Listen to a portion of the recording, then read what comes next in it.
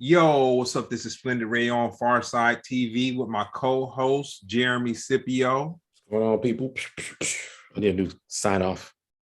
Yeah, and one of my homeboys, man. One of my man. I can honestly say, it was the universe that brought us together, and I probably spent more money with him than he spent with me, but he's probably giving me more food than I could ever give him. So it's an equal. It's an equal trade-off. Omar Romero. Yo, what's up, man? Thank you guys for having me. Appreciate you guys, yeah. Nah, all good. You know what? I've told this story a million times, but I'm gonna tell it again in case anybody's they might have seen might not have seen the other interview that we did together, but it was at GABA off of Melrose. And I forgot I did that. Yeah, I always forget. So Brown and I had went up there, and I believe Brown was given it was kind of a slow night. And I think Brown was gonna give some wax to one of the DJs that were up there at the time. This might have been around 2003, 2004. And we met Andy from the record jungle up there. And Andy said, yo, this is my homeboy Omar, and he's like, he's good people. And when I met Omar, Omar was he was in the back, and he was slanging a couple tacos, and he said, man, these tacos are like crack.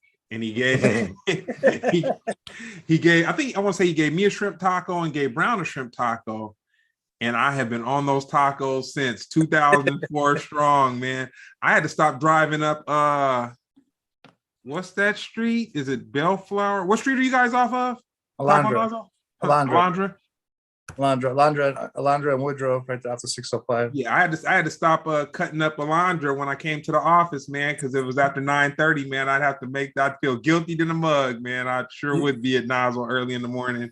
Give me the first taco's free. After that, you're on your own, yo. That's all right. that is correct. He's all, yeah, man. Yeah, no, man. well, I mean that's a funny story because like I learned that from my dad. I mean, in 1988, when my dad like started really promoting the fish taco, he had to give it away because people were like, fish tacos, ew, like they thought it was like sushi or something, like or something different. Like, think about 1988. Come on, bro. Like, fish tacos wasn't the thing, Like people were still getting used to the carne asada stuff, and burritos and stuff, That was the year I was born. So my dad would stand out right there in La Puente on Violent, in the Violent swap meet. You know what I'm talking about? Yeah. He would post up there and just give them away, bro, and be like, yo, come down the street. This is what we sell. And I have to give them away, bro, like in his little lunch truck. And that's how it happened, And that's why when you go to our restaurant, if it's your first time, we always like, if someone's there and they catch the ball, they'll give you one free because we want you to try what we're famous for, the fish taco, real quick, Omar, you were just super and so I got sick a couple weeks ago, and my treat to myself was it was just the flu. It wasn't COVID, but it was worse than well, I won't say it's worse than COVID, but it was a horrible flu. Bad, right? But I got Disney Plus, and 2 weeks ago I started watching The Mandalorian. Oh, that's a good one. To you with some of your Jedi Yoda skills, you totally did not hear what Jeremy said when he made us both feel old. See, I felt old for you, but he was born in 1988.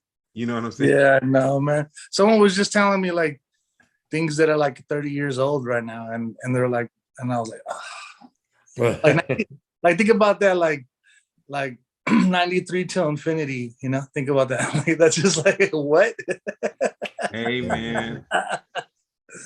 Man, that's how it goes down. But nah, man. But it was good meeting you, man. And then I'll even say back around 2008, you invited I don't know if Brown came with me, but I know I came over and I met someone who you were doing a business venture with at the time. I think you guys were doing suits or something. It was something. My boy Jarek, I've known him since we were in 3rd, 4th grade. So he does suits and stuff like that, and he actually does a lot of like suits for like like actors, like A-list celebrities and stuff like that. So like, but yeah, he's really good. It's the cutting room. If you guys want to check it out, it's pretty dope.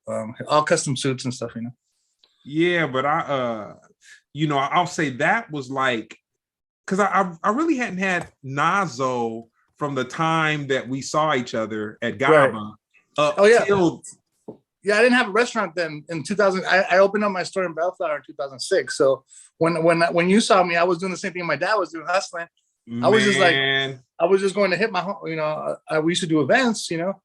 So when we did the events, like I was like, sometimes the fish tacos would make me pay. How me pay the DJs and stuff. How me pay the acts. You know what I mean? So it would just kind of like balance everything out. It was great. Yeah, no, and the thing about it was I had I'll speak for Brown too. We had a lot of respect for you because you were someone like us, but you had your own situation. And like me, I remember being at Nazo before you guys had the restaurant part, when you had the stand part.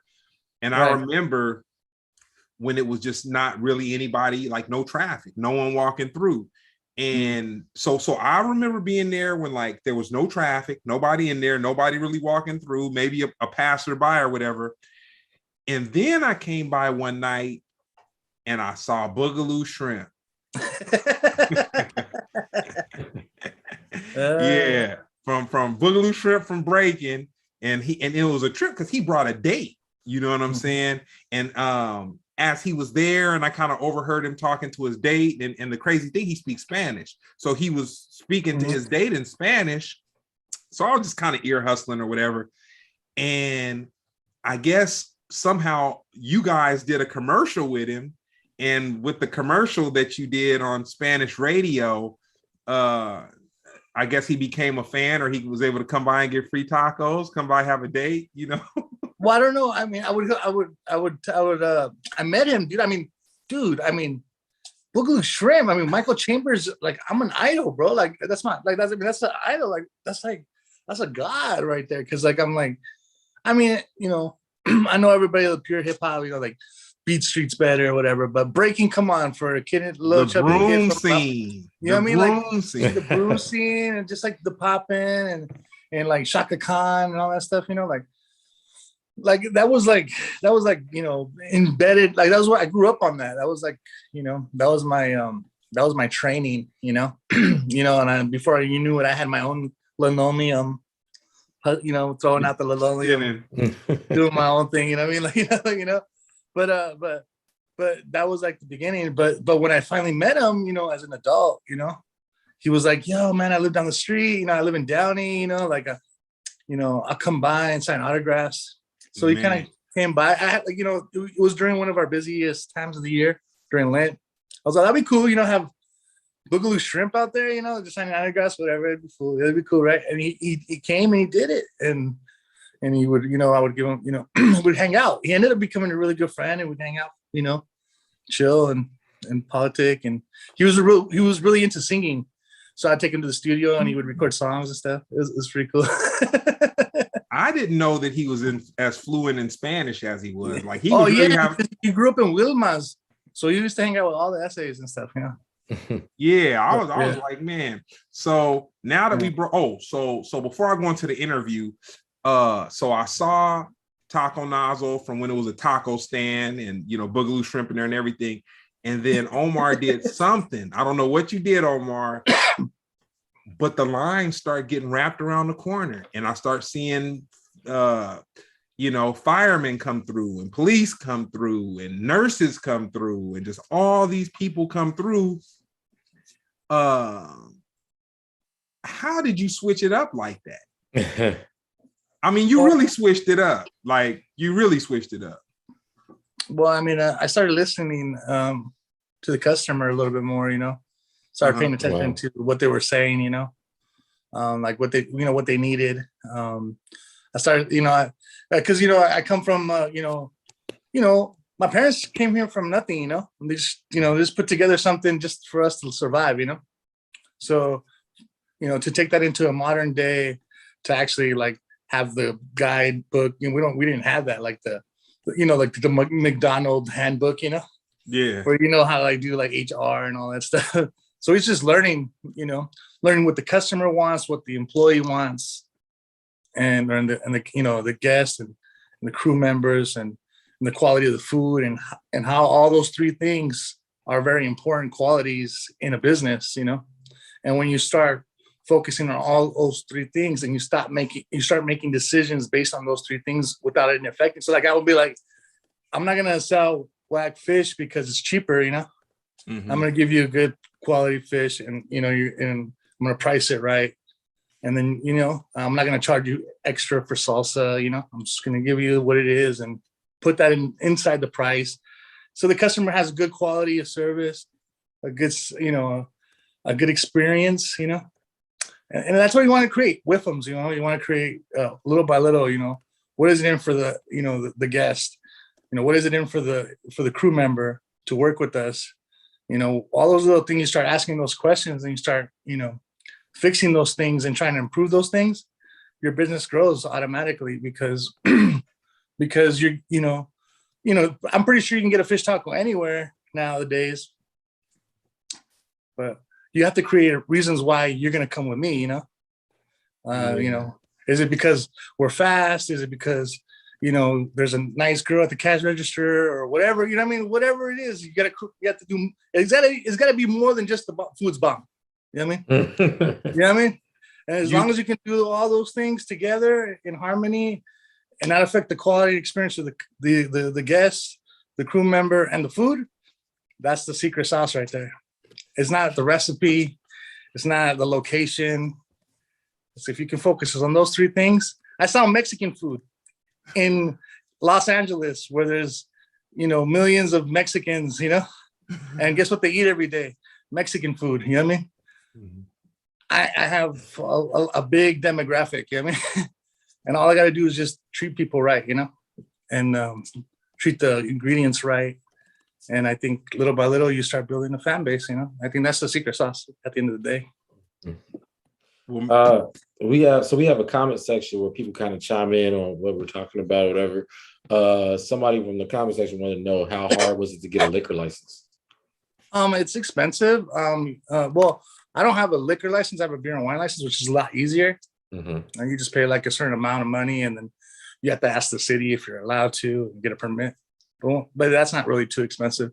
But liquor licenses are expensive. You can get like in a raffle and pay less money, but it's expensive. You're talking about, depending on the city, and tens of thousands of dollars, almost $100,000, depending on what you're trying to get. I was selfishly getting faded off of that barley wine that you had over there. I didn't tell nobody you guys had that bomb wine. I didn't tell nobody. I was like, if people would have known that you could come by Nazo and watch the game and have a nice high alcohol percentage beverage, it would have been full of knuckleheads, dude. I tried, but my demographics not like that, bro. Like the people that want to come there, they didn't want that. Like they like their things the way they want it. And I was trying to introduce, like, because I was like, cool, I get to open up a beer. So I got excited and I was like, I'm going to go bring Ensenada, Baja style breweries because the shit was popping, shit's popping over there. If you go to Ensenada right now, beers, craft beers from dudes influenced from San Diego all around the world come there and compete, and got some bomb beers over there. And I was like, they also got some good wine. So I was like, yeah, I got beer and wine license, right? I'm gonna, my style's Ensenada, Baja. I try to bring that influence here. But at the end of the day, people just want Corona, they want Modelo, they want Tecate, they want Bud Light. Maybe I should have spread the word, man, because I was over there getting faded. I don't know. That's at the end. But I want to keep a little reserve though, on the side, in bottles. I'm gonna get it back. But once the pandemic, I killed this last 2 years. The beer. We weren't really selling beer for the last 2 years. Just tacos. Now I got it open. Now I got the micheladas on deck. Hey. So where were you when you heard? Where were you when you heard hip hop the first time, and what was the song? Man, well, I don't know, man. It's hip hop the first time. I always heard Africa Bombada and all that stuff. Like growing up, that was like playing around always.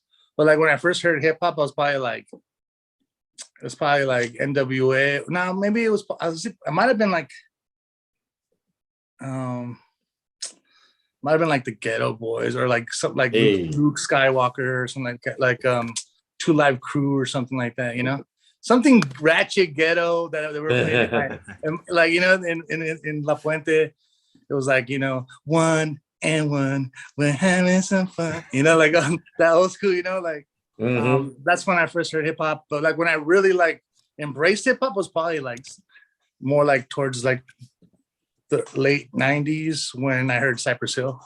That kind of was like, wow. When I heard Killer Man and Funky Phil one, like I was like, oh, that sounds so cool. It's kind of like rock and roll, you know? When did you first realize you had a passion for music? Always, man. In elementary, we you know, I was in, you know, band, you know. I played the saxophone. I always loved it. I just never really had time. You know, we always worked in the restaurants, you know. I didn't really have like focus, dedication to the instrument until later. You know, once I got out of like trying to act all hard, you know, time of my life, I really got into music. That was the only thing that made me like cool and chill, you know. Like I started listening to all types of music. Hip hop was you know, was like super like underground back then. It wasn't really like, it was like, you know, hieroglyphics. It was like all those new groups coming out. So many, you know, so much dope stuff that it was like you'd have to come home from school just to watch it, you know, over and over, you know. And then in high school, right after high school, I met my boy Paul, which is my engineer now. We started making hip hop beats. He bought an MPC, and we started like making beats. And when I graduated from high school, I started doing concerts and shows. My sister had a restaurant in Pomona, also Taco Nazo, and it was called Third Place. And I used to do hip hop shows there every Friday night. And we brought out like Jedi Mind Tricks, MF Doom, a lot of like all the people that were like, I grew up, you know, like it was right in the era where I was growing up listening to these people. And like, I was like, it was like when the East Coast, West Coast beef kind of was like dying out. Yeah. So like people were like standing, like stick their toe over here to LA. People that never been out here before because they didn't want to come over here because they're like, it was kind of shaky.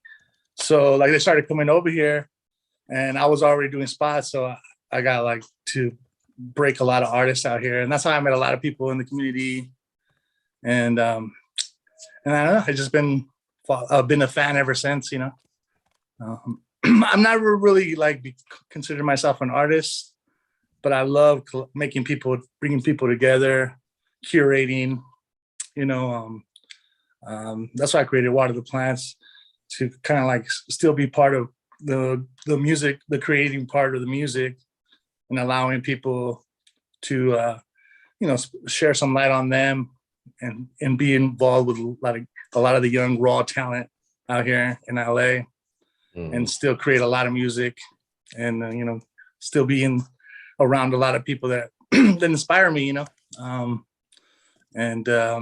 That's what pretty much Why the Plants is, you know. We create like, you know, this thing called Shot in the Dark. People come and perform, and after that, you know, if we're feeling, you know, want to work together, we end up putting out music together, you know.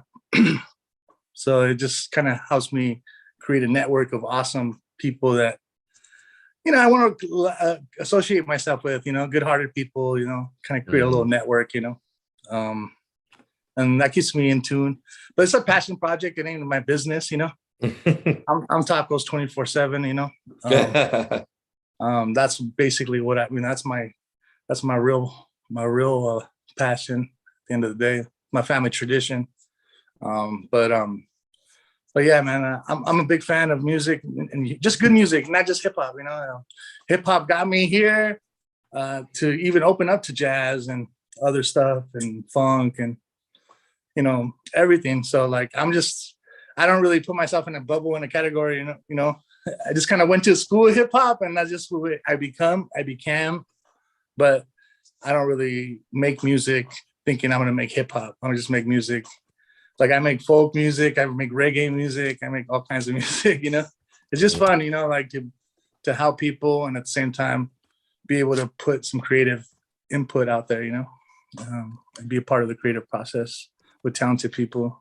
It's something, you know, that kind of keeps my sanity in check, you know.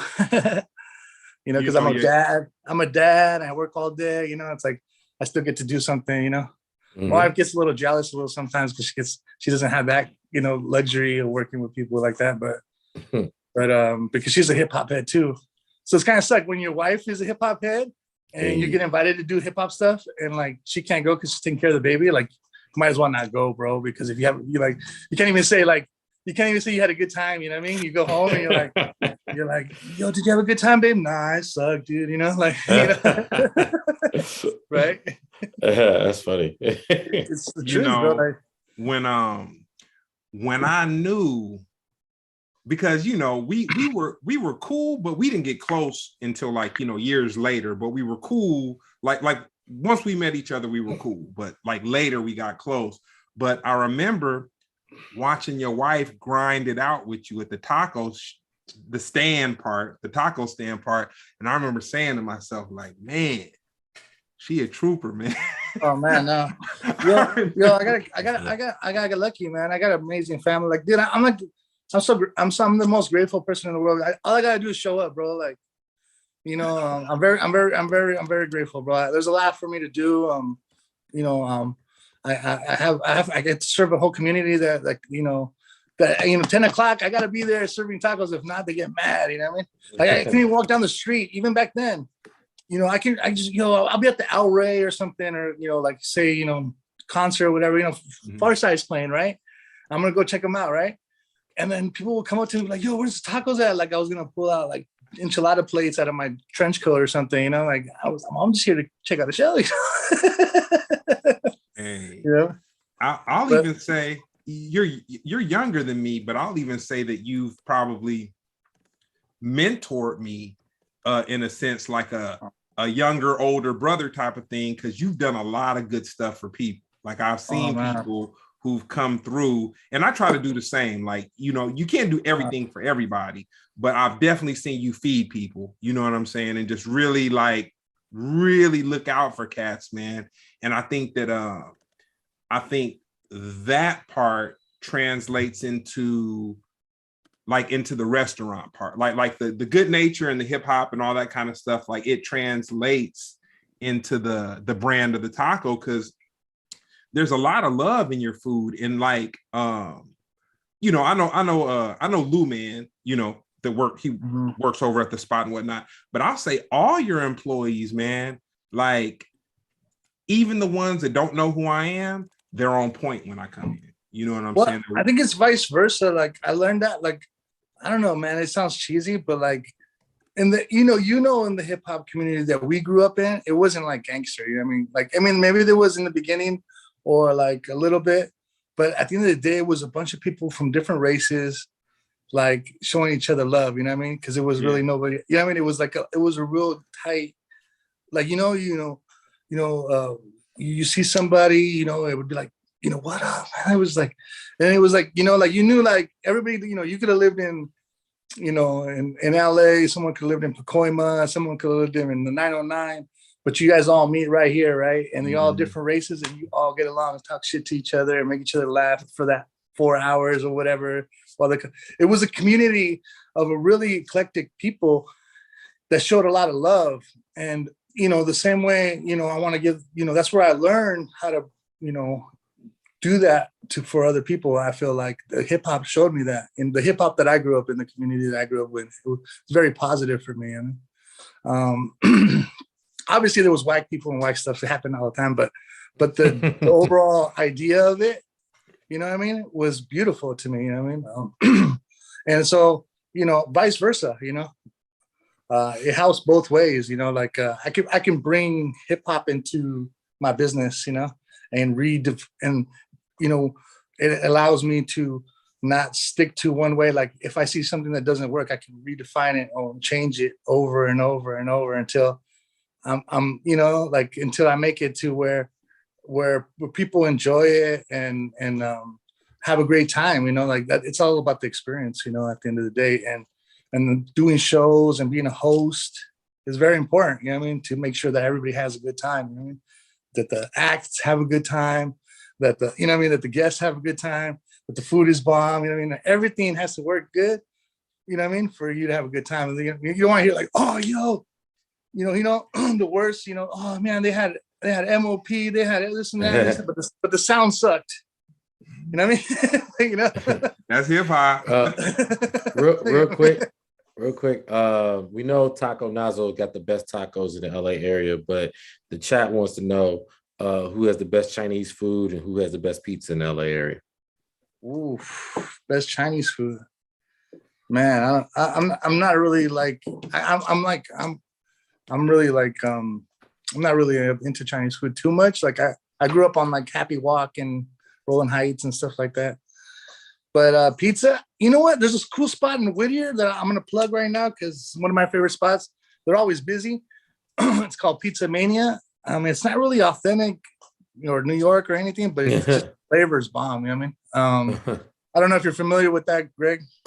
Nah, man. I'll say for Chinese food, Brown turned me on to this restaurant called Yang Chow. Oh, Yang Chow. Lakers would order their food. Oh, okay. From Yang Chow before. See, that's why I need to go. You need to take me there. You need to take me to some. Oh, you know what? It's right down the street from where the Beat Swap meet was. Literally, you could walk there from where the Beat Swap meet was. I've probably been there then. Yeah, I probably. Yeah. So that, and then I'll say for pizza, I got a spot in San Pedro, man. They got a black garlic sauce, New York style garlic sauce. Oh yeah. Oh yeah.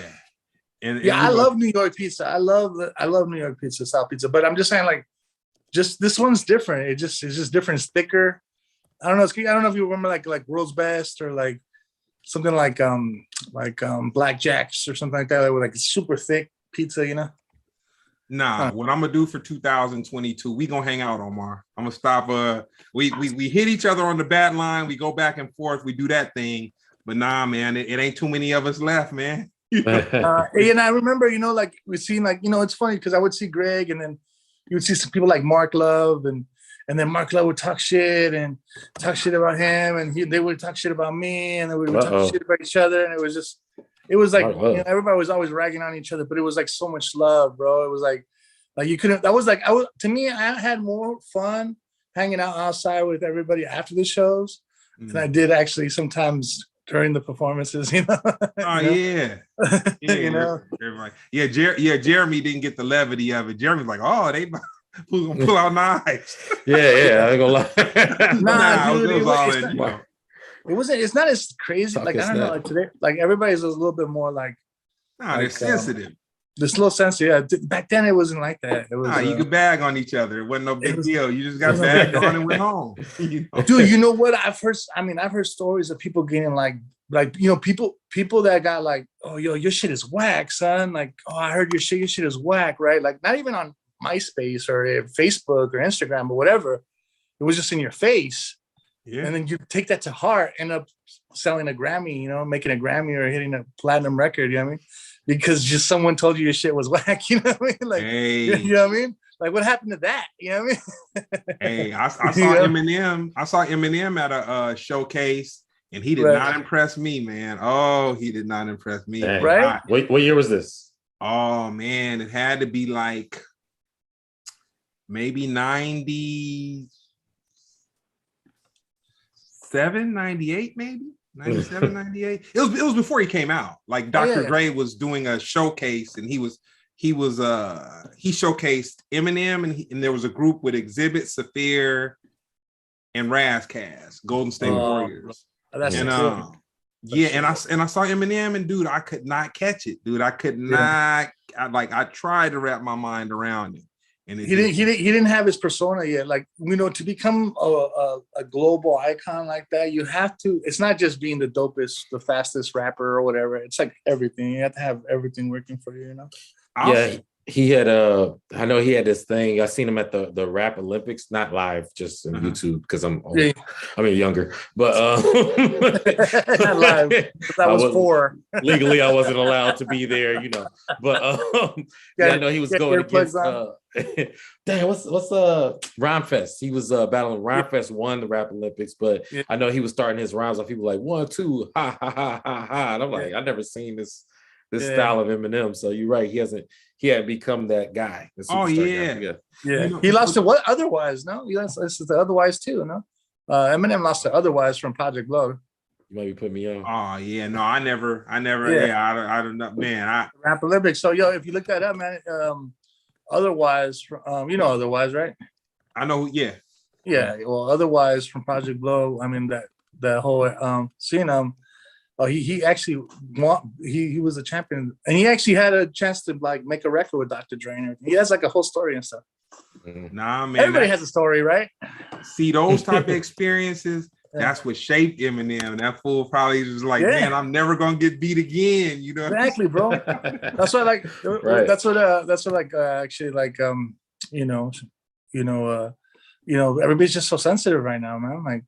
Like it's crazy. Dang. It's crazy. So you got to be really careful. You know, you got to be really careful. You got to be. I mean, at the end, I guess it's a learning curve. I guess we all have to be a little nicer. I guess I don't know. Nah, but nobody's stronger. But I look at my dad and I'm like, R.I.P. my dad. I was like, no one's stronger. I'm not stronger than my dad. Like I was never gonna be stronger than my dad. You know what I mean? My dad was like I feel like every generation we get a little softer. You know, like but you know why? My dad used to be able to take out engines and shit out of powers and shit by himself. You know, like, and I'm like, I would never be able to do that shit. You know. You know why? Yeah. I'll tell you why. He grew up in a ranch and shit. You know, he was like, hey man. Yeah, I mean, they had it worse than we had it. And so what they did was they kind of I won't say like me, I won't say that I was spoiled necessarily financially, because actually my parents, they went harder on me, man. They went like, man, it was not, I did not, man. For me having a middle class family, right? I didn't have what I thought I was supposed to have, you know. Oh no, I never do. I mean, we were living over our means. We were all probably living over our means.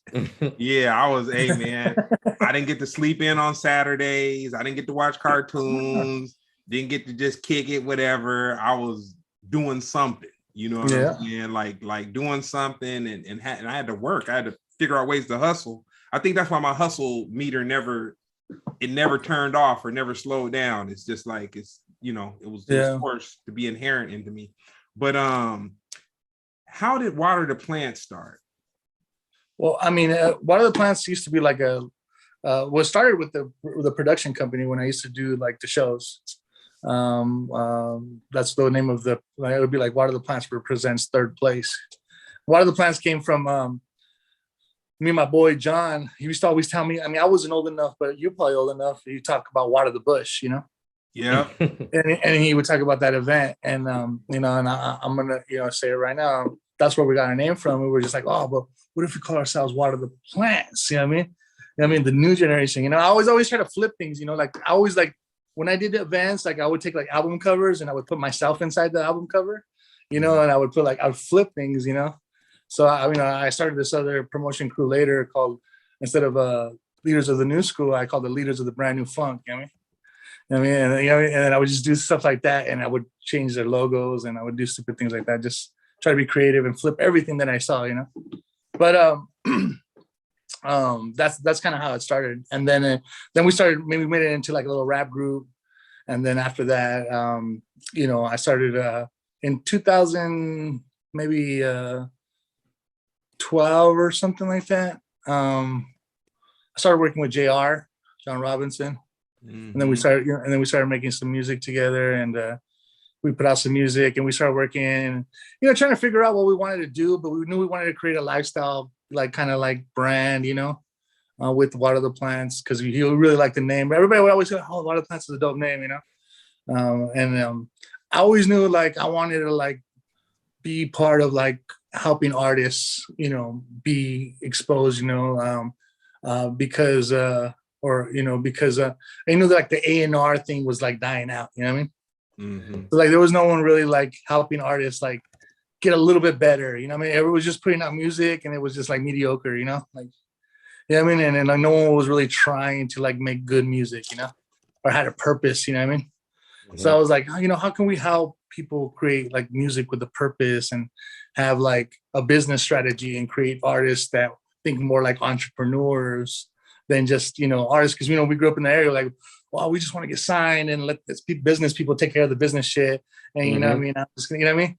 And then I'm just gonna like rap because that's all I do is rap. You know what I mean? Okay. And you know, and that, and to me, that I knew that was bogus. You know, you should own all your music, 100% of your music. You should, you know, you should create your own company. You know, those are the things that we want to promote. You know, for people, and you know, and then you know, then I was like, I got the studio, and I could have rented it out as like for studio time and stuff, but I was like, why do that? I'm going to create another job that's probably really not going to, you know, generate a lot of money, you know?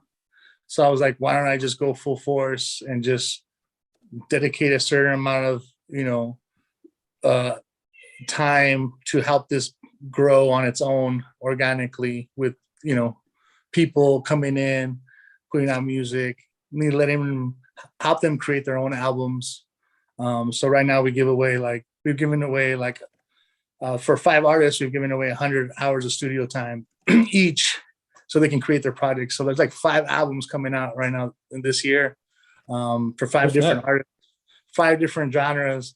And they all got free recording time. You know, they all got free engineer.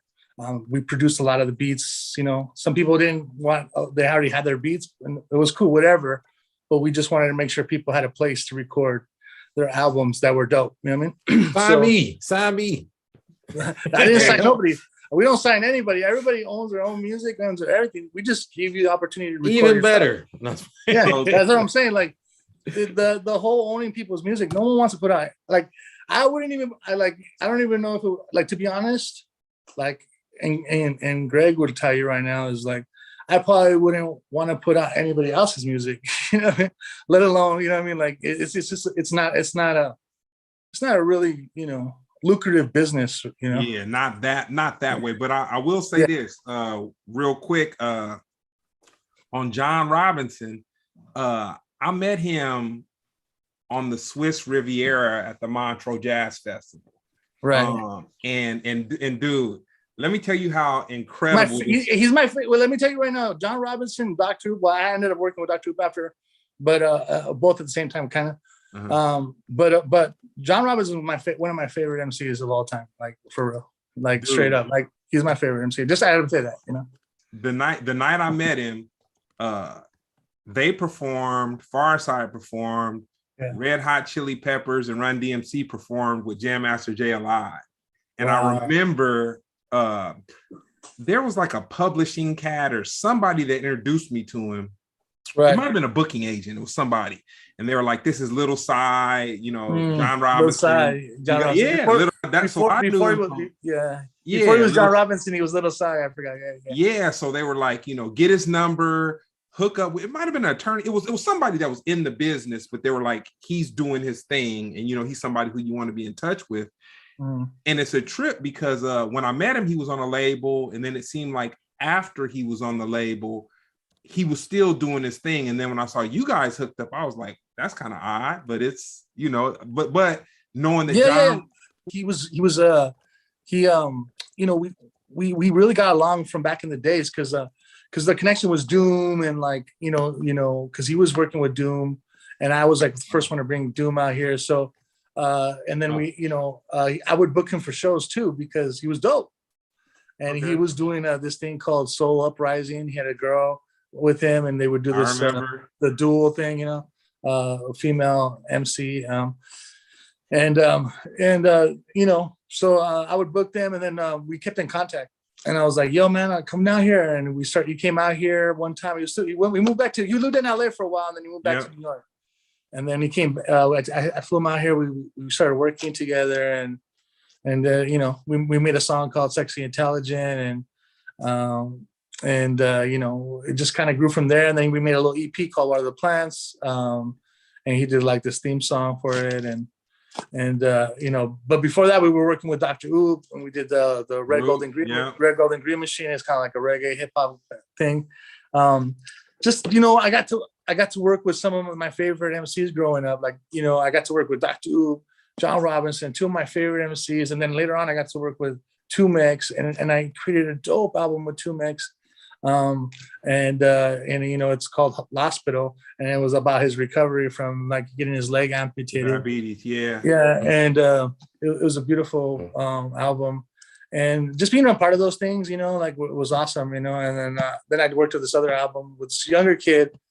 He was from Baldwin Park. He is from Baldwin Park.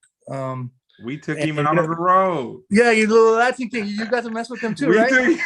Yeah, he's dope. Plays the keys, and he's funny. But what's it called? Eliza and Jab. The name of the album was Jazz Cabbage. That was all produced in our studio and everything.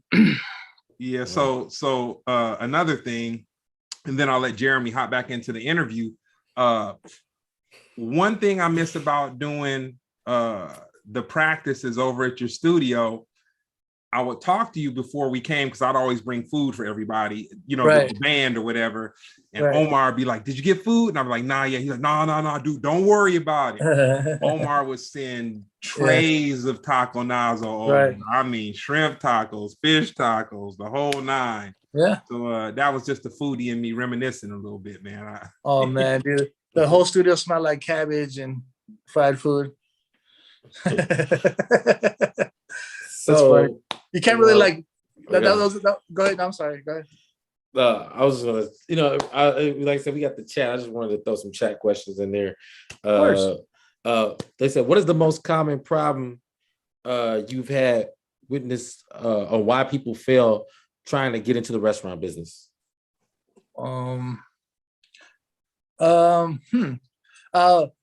I would say fail.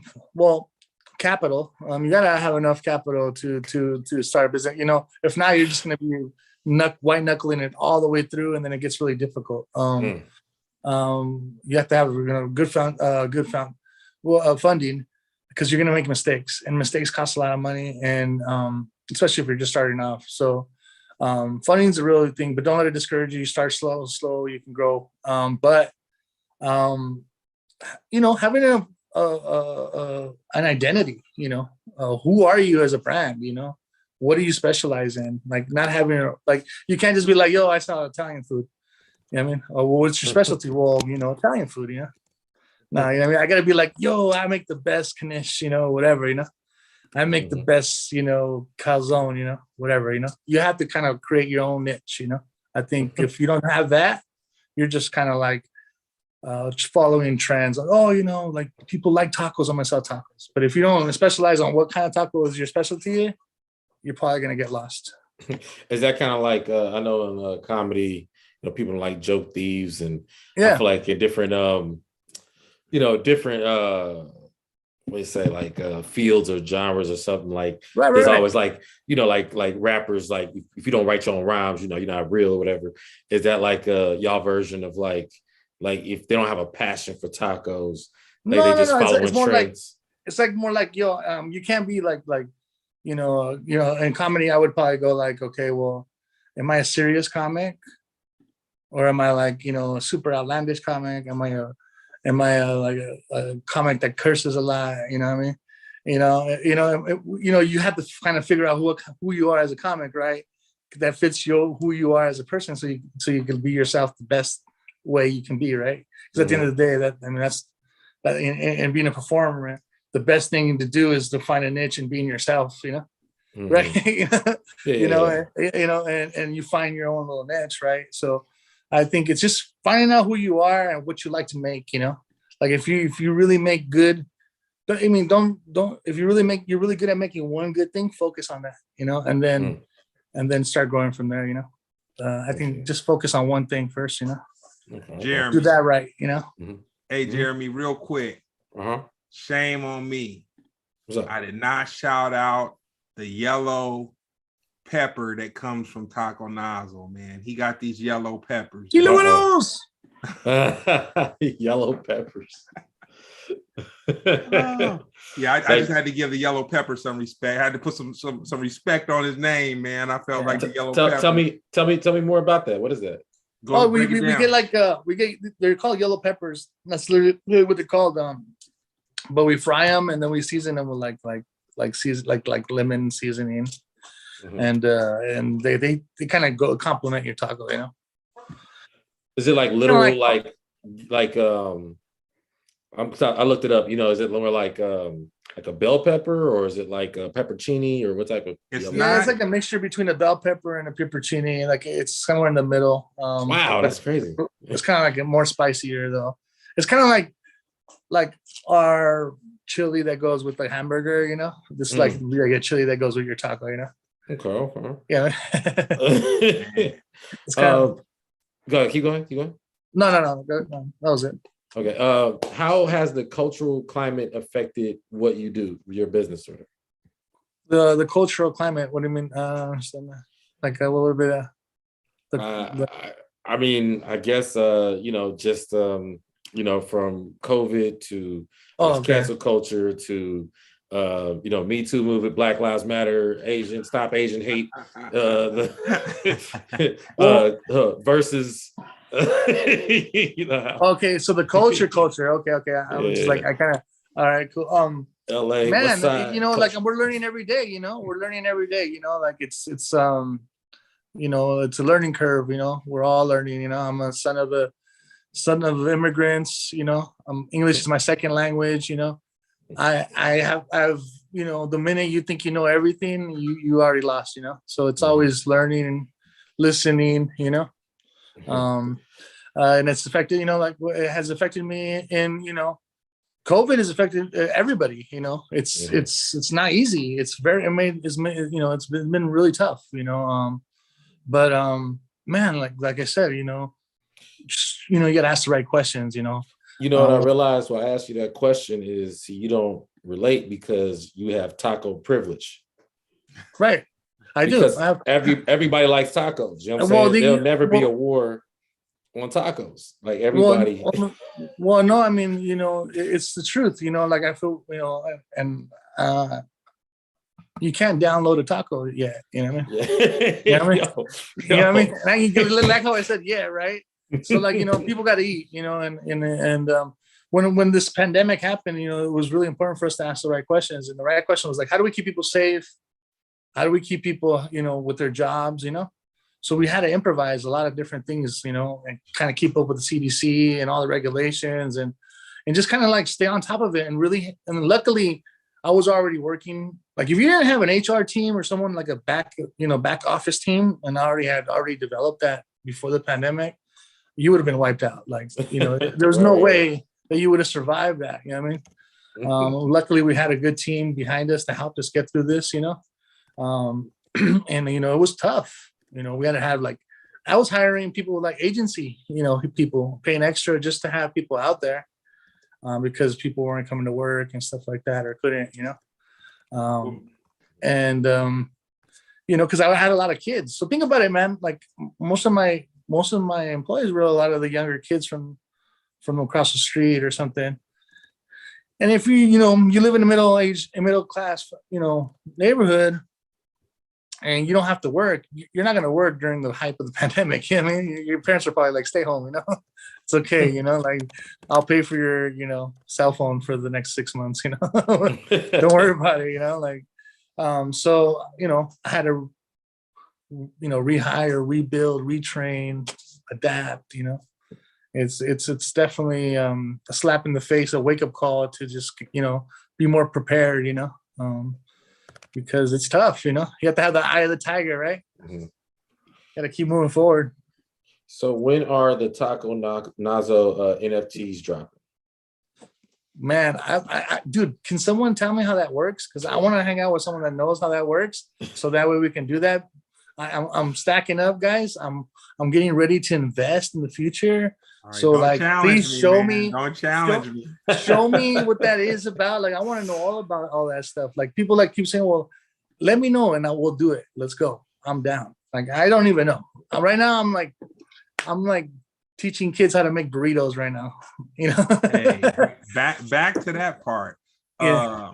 A rolling conversation that I'm sorry, I called it Roman.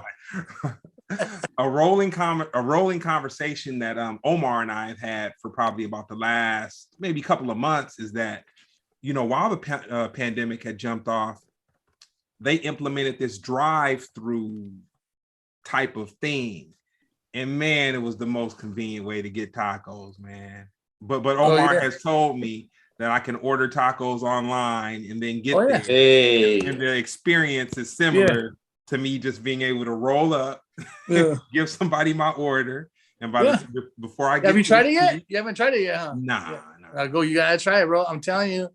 Get your piña agua fresca on a hot day. Just don't have to get out of the car, bro. Like, hey man, I purposely try not to go to Nazo, man. Man, I know, I'm weak. I'm weak at least once a month, or maybe a little more. But it's hard, man. It's hard.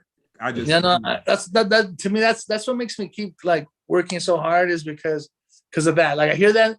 Like, you know, I have a little old lady come, mijo, I remember when you were like in the little store and like, you know, and like, you know, you just, you know, you were out in the grill and look at now you, mijo, and I'm so proud of you. And you're like, oh man, like, you know, like you're just like, dude, like this is awesome. You know, like it makes you want to go to work, you know, like I kiss my family and I go to work and I put my apron on with pride, you know, because I know that there's people that are they've been thinking about this all month, you know what I mean?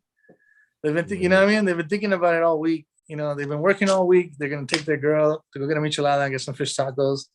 Like, to me, that's like, yo, show up to work, make sure you're there for them, you know, because they're bragging about you, you know what I mean? And they're like telling the girl, like, probably she hasn't been there before, you know, like, Greg's going to take you there one day. And he's been bragging about this for months, right? And then you're going to be like, let's see what this place is. You're going to pull up and you're going to look at the parking lot and you're going to be like, for real, right here, bro? Like, this is a spot. Like, come on, this place looks swag. And then you come inside and then you're going to be like, what the fuck? Who do they think they are? Chipotle or what? Like, you know what I mean? And then you're going to walk in and then you're going to get like your food and then you're going to be like, hey, that was pretty fast. Actually, they were pretty nice to me. Cool, you know? Hey, man, this is cool. You know, and then you start like, before you know it, you become a fan. And if I don't do that, not only do you get mad, but I make Greg look bad. And I can't make Greg look bad. You know what I mean? He's bad. Let me say this. From hip hop meetings to high level cannabis tours in the city, I can claim that I brought at least pops. I can claim that I brought at least 10 people through, and I've had no one to put no disrespect on your name, man. Oh, thank you, man. I appreciate you. We try, man. We try really hard, man. We try really, really hard because we know that we can't make you look bad, bro. You know, we cannot make you look bad. So what's been your motivation to invest in hip hop? Because with like me going to your studio, like when you kind of took it over from the other people and we would go there to practice, it just kind of seemed like it was just like your space for whatever you wanted to do. And I heard there was a girl recording there. She was really talented too. I can't remember. Yeah, Gia. I was working with this artist called Gia Medley, and she was dope. She's from Inglewood, and she was really awesome. Yeah, we made some music. She was able to take it, you know, do whatever she wanted with it, you know. But yeah, she's awesome. Like a lot of cool people, man. Like, but what I'm saying is, like, that's what I learned in this. You know, you can be as dope as you want, but if you don't have, like, you know, the want to do all the other things, you know what I mean? You know, you're gonna get lost in the sauce. You know what I mean? You gotta stick, like, you know what I mean? Like, it's so right now, you know what I mean? You know, you're so easy for kids to communicate. You know, we didn't have that privilege back then. You know what I mean? To be able to just turn on the phone and just rap to everybody and show everybody how dope I am, like, hey. You know what I mean? Like that wasn't around when we were growing up, bro. Like, you know, right? Like, think about that. You know, like you would have to, like, you know, go somewhere to see that happen. So without you seeing real money come back to you, like, what is your motivation to invest in it? Or you just feel I don't have any motivation, bro. Like it sucks, bro. It's hard. It's tough. It's hard. I'm being honest with you and I'm being real with you. It's like sometimes, you know, you do this because, you know, you want to create something that empowers people, you know, to me. And like, you know, like for me, it was for a lot of the plants was like what if we created together, 50 to 100 entrepreneurs that, made music, made content, whatever, that all were under an umbrella that help each other grow, kind of like a law firm or something, we're all, we all work in the same building, but we all, have a different, jobs, different. This guy does this type of law. This guy does that type of law, you know what I mean? And we just all build together, you know what I mean? But we all like make money together. Like, if it was just one lawyer, you wouldn't be able to defend, the case, but if it was all of us together and we were all one lawyer firm, you know what I mean? Have a dope Dude, team. you ain't fucking with us, right? You ain't messing with us, right? And that's why I kind of was like, how do we, but it's hard, dude. It's hard to get people to kind of like, you have to have the right people that really, you know how it is. People are people, you know what I mean? Mm-hmm. And it's you gotta figure out how to, it sucks because I'm not really a businessman like that where I try to like Jedi mind trick people into doing things, like I kind of want things to happen naturally, but it doesn't, you know what I mean? Mm-hmm. So if you really want to be a top dog, you have to learn how to like make people come up with the idea on their own that you kind of wanted to happen in the first place. You know what I mean? You know what I mean? It's hard, you know what I mean? And that's the hard part. I mean, to learn how to master that, to be able to take it to the next level. Because I mean, for it to be really successful, you need a force behind you. You know how it is, you know how it is. It's not easy. Hey, but by the way, I saw that Far Side video today of that little kid, the little Miles kid doing the running away shit. Oh man, that was dope. I've been getting hit up all day. That little kid is amazing, dude. I love that kid, man. See, like, you know what I mean? Like, dude, that guy just dropped the mic. That little kid just showed everybody how to do it, bro. Like, just like, dude, everybody's over here trying to like figure out how to rap. Like, who should I copy? Who should I dress like? You know what I mean? He just murdered everybody right now. Like, I have a theory about that kind of stuff. I've gone to a lot of shows where I've seen parents bring their kids, you know what I'm saying? And right. The theory behind it was, I wanted to show my child what real hip hop was, you know what I'm saying? Right. So that kid who did the whole running situation, right, his cheat code, he had to have an older brother, older parent, somebody that was like, oh yeah, okay, this is, you know what I'm saying? And then he, but not taking away anything from the kid, but just saying, the kid was privileged to have the exposure. His dad's like the engineer for like, like Motley Crue or something like that, like some crazy shit, but still though, he's 8-9 years old, dog, doing that. Like the little kid pulled out the upright bass, like, oh, I'm going to use the upright bass for this part. You know what I mean? Like, what? Like, come on, dude. Like, dude, like, oh my God, dude. Like, that kid is amazing, dude. That guy just really, that kid is, he's amazing. If you had a biopic, what would it be called and who would play you? If I had a biopic, what would it be called? It'd be called I don't know. It'd probably be called the Mexican Center. The Mexican Center, is that a basketball reference? What is? Yeah, I guess. The Mexican Center, or is it like a place that all the Hispanic people get together? Recreation. It'd be a Mexican Center. Like I have to play center all the time with all my friends, all my Asian friends. I was a tall one. No, I don't know, man. But I don't know, man. I would never think about that. But I don't know, man. You got to think about this, man. We gonna speak it into existence. Who would play me like? Who do you think? I was thinking like, who would play me? What's his name? Leonardo Dicaprio. Leonardo Dicaprio. That's cultural appropriation. Why would he say? Hey, you know what, dude? They never cast Mexicans as Mexicans, dude, and it's kind of sucks, bro. It's like, it's always like an Indian dude. it's all a Middle Eastern dude or like some like a Cuban guy That's a playing fact. Mexican. Always, it's always, Bro, hold on, wait. That's hold a on, fact. dog. That's a fact. We gonna cast you, bro. Hold on.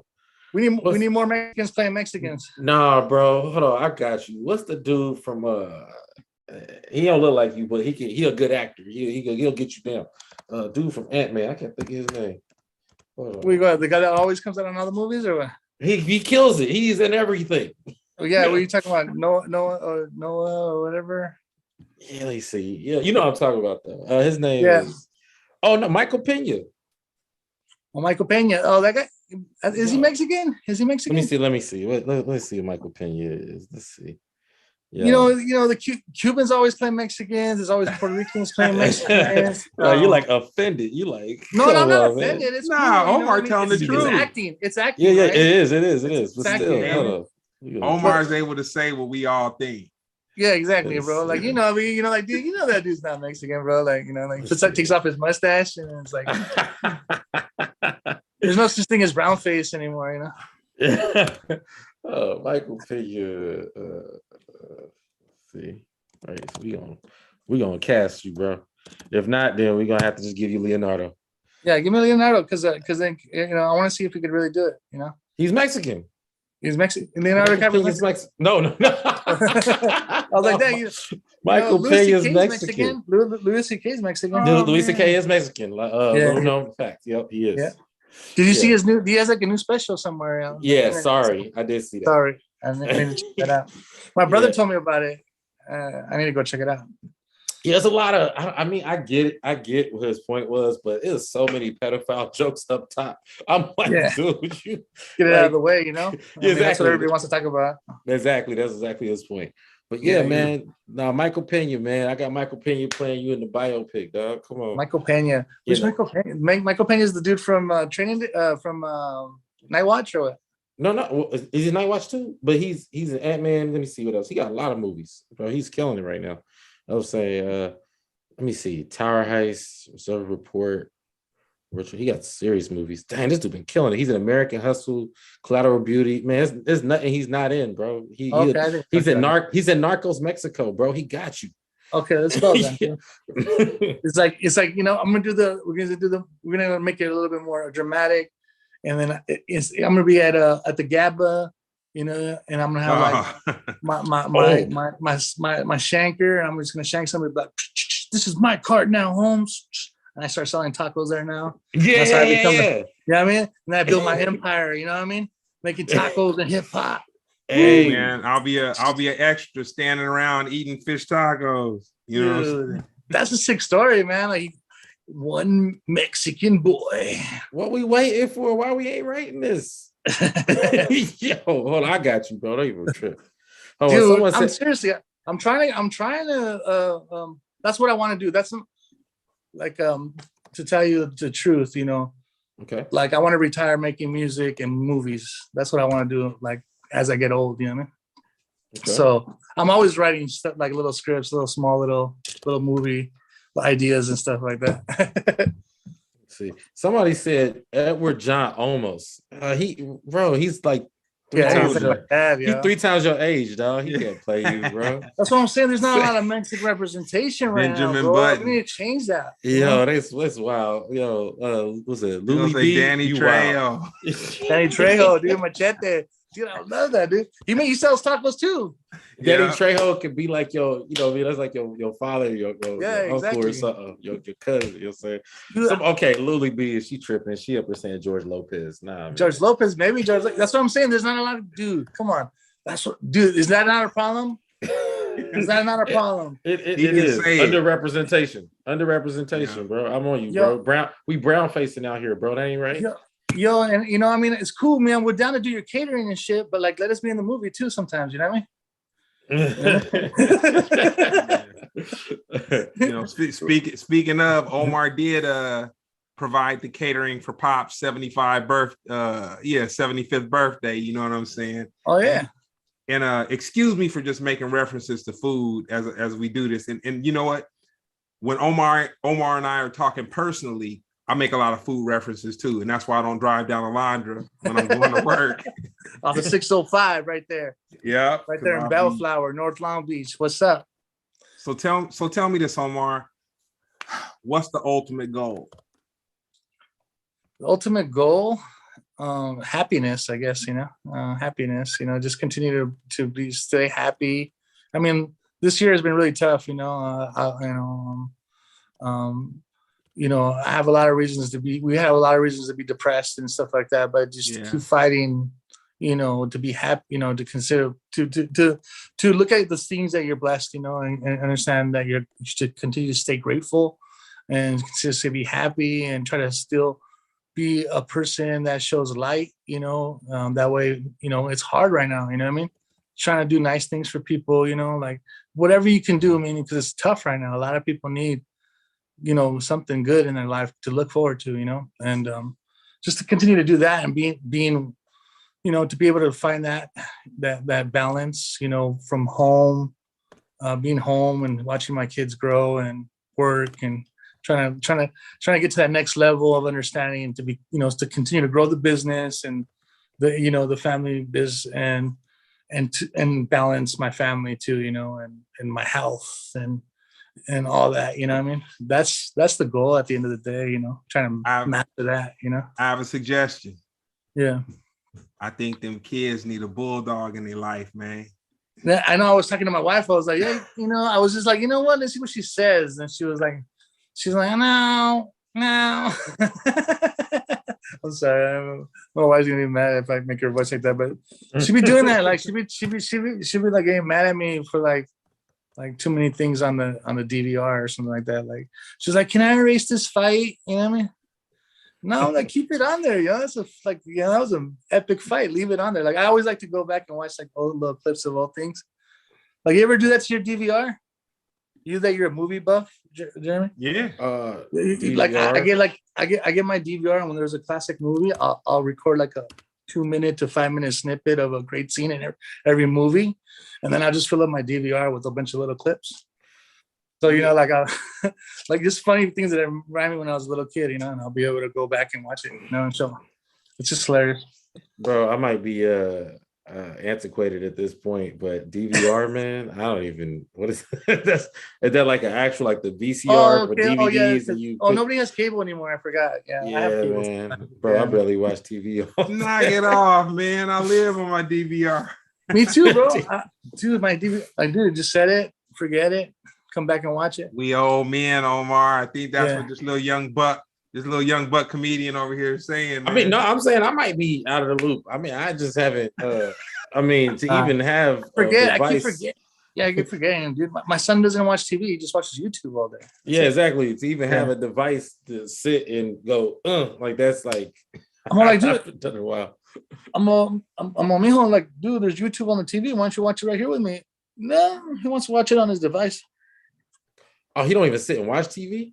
Man, that's a dead concept, man. That's crazy. Yeah, that's what I'm saying. Like, is it the end of that or what? Are the kids just gonna watch like little clips of like people like falling and getting their nuts kicked or what? Like is that where we're going or what? I do feel like there's a fusion between social media and viewing content. So it's becoming like one where can you watch something without commenting on it? You know what I'm saying? If you can't watch it and comment on it immediately, then it's like it, like people can't just watch and just sit there and hold their opinions. Yeah. You're like, I need people to know how I feel right now in the comment section. Yeah. But what's the name and concept of your content series? Oh, okay. So right now I have this show on our. Well, we have a couple different ones, but the one that we're focusing on right now is called "Shot in the Dark," and it's everybody gets a shot in the dark kind of concept. Like you just get an opportunity to do an acapella, either a cover or an original track, acoustic vibes, or you can do like a beat set. No one's really kind of bringing turntables yet, but I would love to see that. Someone brought drums, but it's basically just like a intimate performance. You get 2 to 5 minutes to just show everybody what you can do, in an intimate environment, you know. Your top 3 favorite musicians. Man, top 3 musicians. I probably would say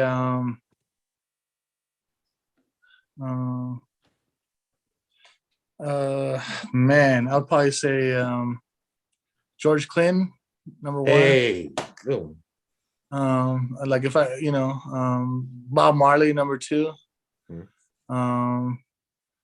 And number 3, man, there's a lot. I like so much shit. But number 3 would probably be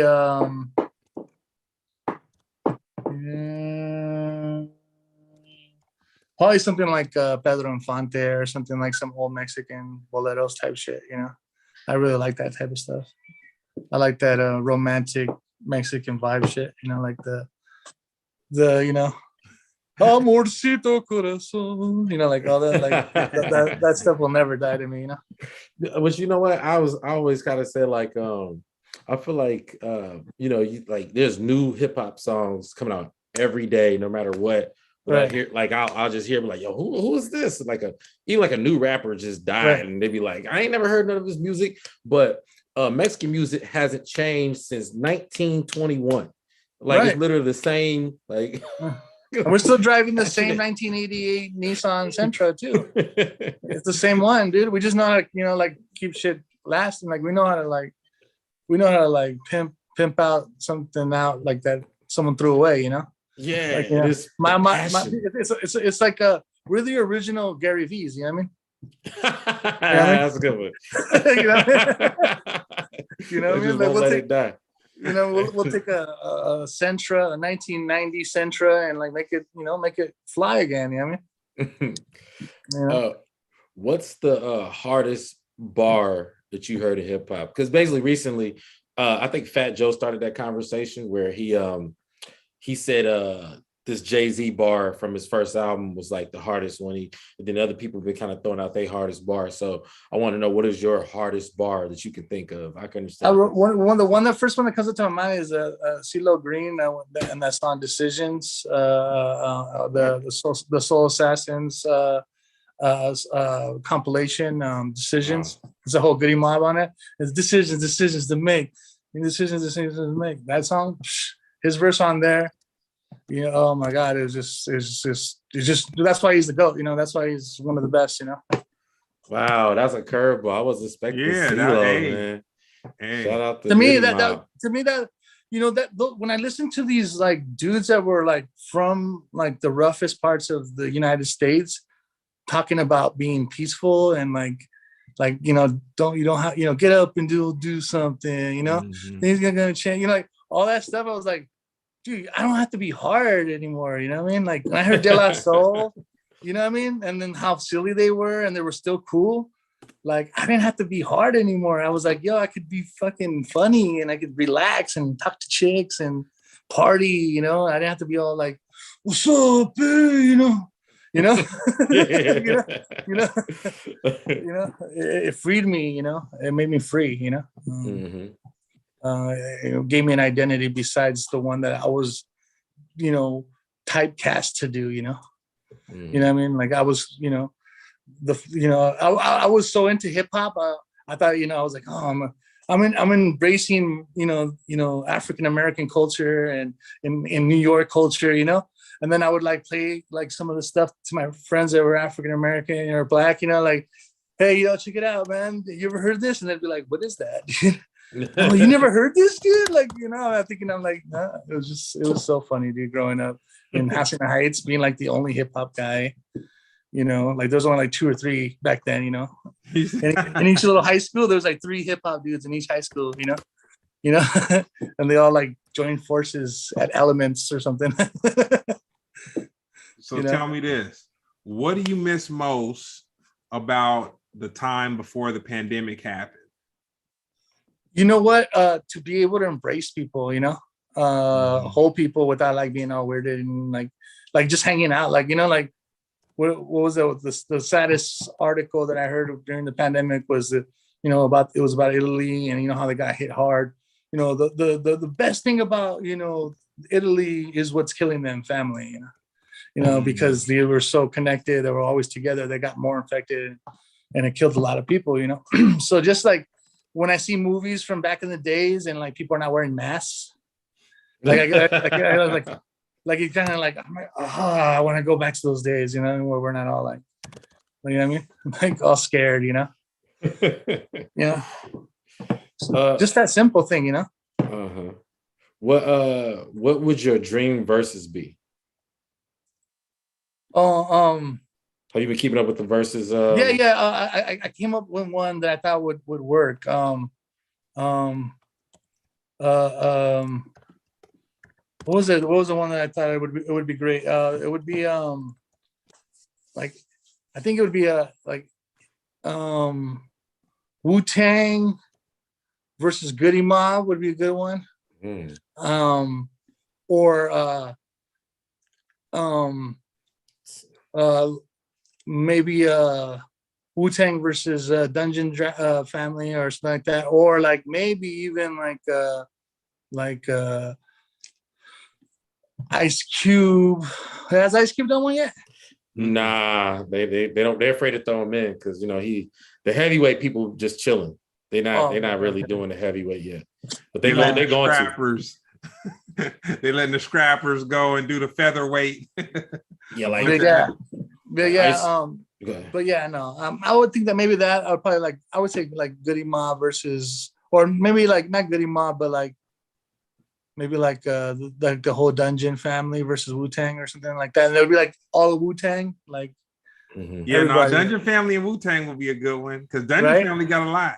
Yeah, they got a lot of shit. Wu-Tang's possible because they came out for Method Man versus Redman, so you know what I mean, like that's a good point. And majority of the members are still active too, so you know what I mean. They ain't like they just chilling, like everybody's doing something, so that actually is doable.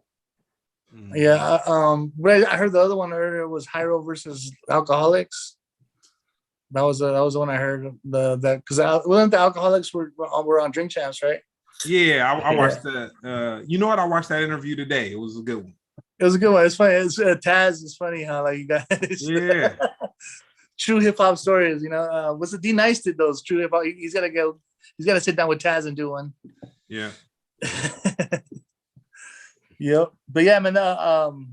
It's hip hop is weird right now. I don't know.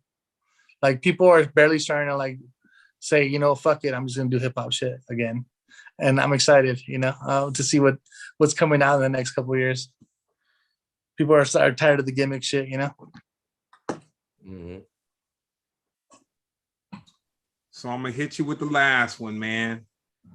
You being in the restaurant business, in the music business, or the hip hop business. Where do you see social interaction going in the next 2 years? Oh man, virtual, man. These kids are, I see it already, kids are, the kids are like getting out of school and jumping on their devices and hanging out on the device, It's virtual, man. Invest in virtual real estate. That's the future, right? I guess. I don't know. I don't know. Yeah. Metaverse, baby. Yeah, I mean, that's the future. We're all going to be, living in that Ready Player One movie is pretty trippy, right? I can see that happen. The Avatar's going to be the real you soon. I already see it happening, and I think it's going to happen faster than we think. Yeah, I got an Amazon Fresh down the street from my house, and literally, you put stuff in the basket, and it's like it just tells you everything. What it is. That literally you're gonna be hiring somebody. You're gonna go in the metaverse, hire somebody to come bring you your food, and it's gonna be like you physically are doing it yourself. What you should do though? Next time any of the homies come back from jail that've been in jail for like 5 years or something, take them to one of those Amazon Fresh spots and start throwing shit in the cart and then just bone out. Like, be like, oh shit, dude, I'm on fucking parole, man. Like, right? That'd be a good move, right? like a good prank, right? Like you'd be all scared and shit. Hey, you know what I'm saying? You might get a little more reaction than what you want, man. You know what I'm saying? You might get a little more. He's like, oh shit. He's like, dude, what are you doing, man? I'm on fucking probation, man. Well, come on, let's just go, dude. Hey.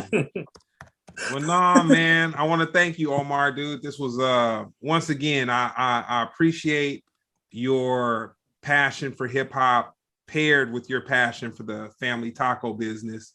And you know, once again, you're like my younger, older mentor homie. I always can call you. I can always call you, run stuff past you. You always give me the ear. I appreciate that. Yeah. Our relationship does not revolve around a taco. You know. Oh no, man. Thank you, man. I appreciate you, man. No. Those are some very kind words, and you know, thank you so much, man. You know, likewise, bro. You've always been there for me too, man, and I appreciate that. No, all good. So let's tell people the address where they can go by and get these great tacos we've been talking about. Just go to www.taconazo.com or go to Taco Nazo on our Instagram. Check out follow us, and and then my spot's in Bellflower. There's 6 locations, but my spot's in Bellflower. I'm on Alondra Boulevard, 10316 Alondra Boulevard, city of Bellflower. Open till 9. Sundays we close at 8. You know, known for our fish tacos. That's our number one seller, but you know, Greg can vouch for it. We would do everything with love. Man. And that's it. We do it with love, and we you know, you know, if you come one time, I'll see you tomorrow. I'll probably see you later on that day. Yeah, you know? Oh, man. Nah, we gonna do it, Jeremy. That's we gonna bring Jeremy, bro. Like, yo, nah, that's a field trip. Bring him, please. Let me meet there, and you know, let me cook for you guys. I'm usually there in the morning, so come for lunch. Sound good to me. Let's for get lunch. it. Yes, sir. And, thanks for everything, guys, man. And let me know when you guys are doing events and stuff. And nah, for sure. I'm gonna get out the house. To make Jeremy happy, I'm gonna let Jeremy let us know what he has coming up. But Brown beat me to the punch, man. The founder of Farside TV has Splendid Radio up on Apple Podcasts. So believe it or not, I actually noticed it. That's on Spotify and what's it? Apple, Spotify, Tidal. Yeah, it's up there. Yeah, nice. he's been working diligently and handling all the details and hooking it up. And shout out to Brown, man. Respect to Brown, man. Oh yeah, man. Greatest greatest homie, greatest partner you could have, man. He helps cross the T's and dot the and dots the I. I want to, you know, he has to. If my son would be, you know, he would be honored to meet him. He's such a big fan. Oh no, we gonna hook it up, man. I need to see his son, man. I remember when he was when he was nutting, man. yeah, exactly. No, I know. He's 8 now. That's been crazy. Oh man, there you go. He's a hip hop head too. He's been bumping that shit, you know. He's like, he loves it. He got everything with a bulldog. He loves it. He needs a bulldog. He needs a bulldog. You're right. But I don't make all, you know how it is, bro. Like, you don't make all the decisions. Well, no, I'm just saying those turds are too big, you know. I mean that too, but I mean, like, you know, those bulldog turds those are like some heavy turds, you know what I mean? I've been for the last 10 years, I've been kicking the little pebbles, you know what I mean? I got a little poodle dog, you know what I mean? Like, you know, like little pebbles, and they're like, oh, that's cool, you know, fuck it, you know. I'll teach him some responsibility. You know what I'm saying? Dude, you give me a fucking English bull. Yeah, I mean, I'm probably gonna need a new couch eventually if I get a bulldog. You know, like I already know, bro, and I love it. I mean, you're right. At the end of the day, you're right. But yeah, my dogs are outside, man. So you know, you're talking about a whole nother level of lifestyle you'd be giving a pet, man. I bring my male in the house with my females in heat sometimes, but we really don't have dogs in the house. Oh, you don't? No. See. You know, so, I need to be. I need someone to like keep me calm.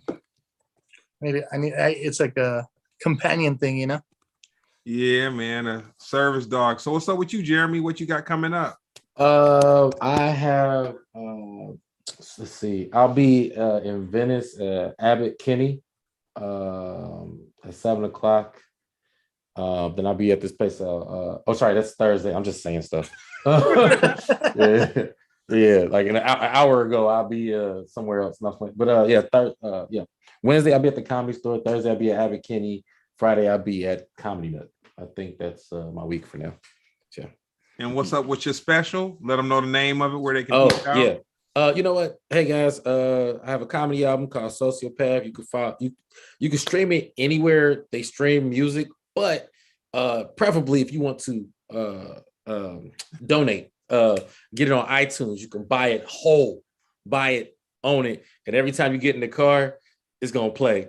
It can be very annoying, but by the end you listen to it about 3-4 times, then you can just take it off. Oh. Well, no, man. I want to thank you, Omar, for coming in, man. This was a great conversation. Once again, Thank you, Jeremy, for everything. Thank you. I appreciate you guys. And once again, it's